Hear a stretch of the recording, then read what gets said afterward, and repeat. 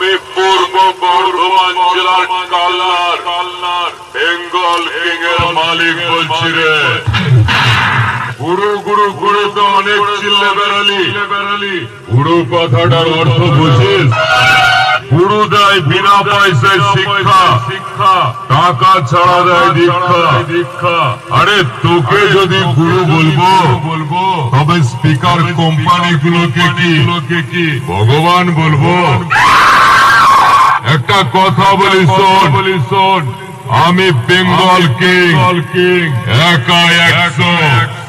আমি যখন দেশের ঝড় তুলি তখন তোদের মতো কাঁপে গুরু আর শিষ্য। বুঝলি?